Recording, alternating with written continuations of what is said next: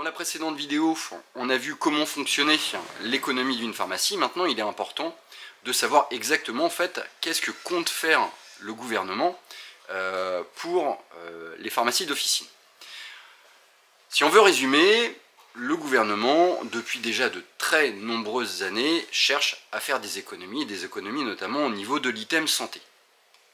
Le premier item, c'est bien évidemment le CHU, les hôpitaux, avec une réduction drastique des enveloppes budgétaires allouées aux hôpitaux,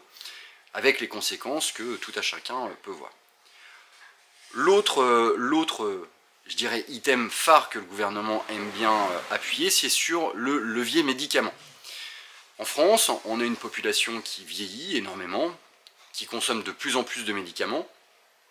et le spectre derrière tout ça, en fait, c'est que la consommation médicamenteuse augmente, le volume, et donc, pour réduire l'incidence de ce volume, en tout cas d'un point de vue économique, le gouvernement cherche régulièrement à diminuer le prix du médicament de façon à ce que le remboursement de ces prestations lui coûte le moins cher possible. Déjà, depuis de nombreuses années, le gouvernement lorgne sur ce prix, donc agit dessus, et là, il a décidé tout simplement d'agir sur les conditions commerciales que les pharmaciens ont négociées avec les laboratoires depuis de nombreuses années. En gros, pour faire simple, c'est un peu comme si vous, dans votre consommation classique, vous achetiez un produit à 10 €, et puis pour faire des économies, finalement, vous achetez un produit à 5 €, voilà, parce que il y a des meilleures conditions, finalement. Ça fonctionne comme ça, vous réussissez à faire des économies, c'est très bien, votre vie fonctionne, vous payez les études de vos enfants, vous achetez une voiture, etc. Vous payez vos charges, on va dire, tout simplement.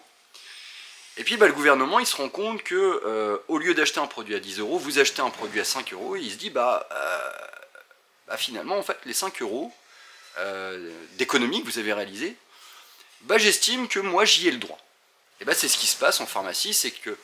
les pharmaciens qui ont négocié de bonnes conditions avec les laboratoires,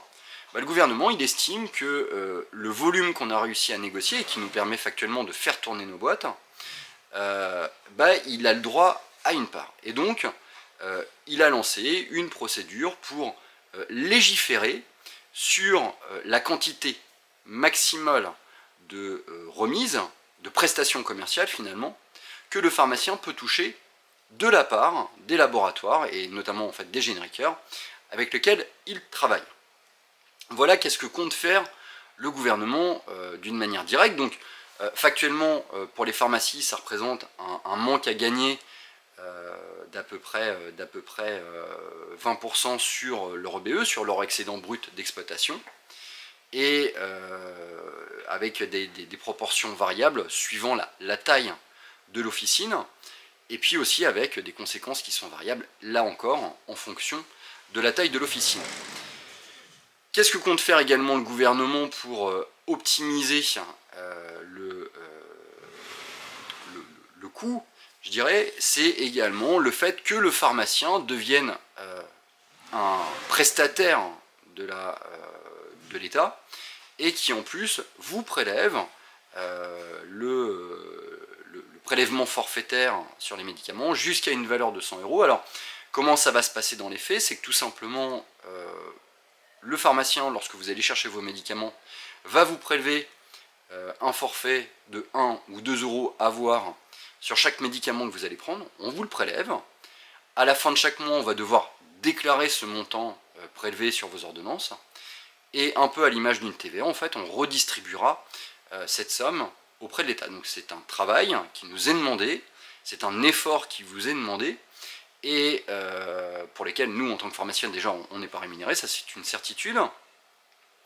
Et puis alors, là où moi je trouve ça très, très intriguant, c'est qu'en fait, finalement, l'État se garde la possibilité, donc, de checker que vous ayez atteint le fameux quorum de 100 €,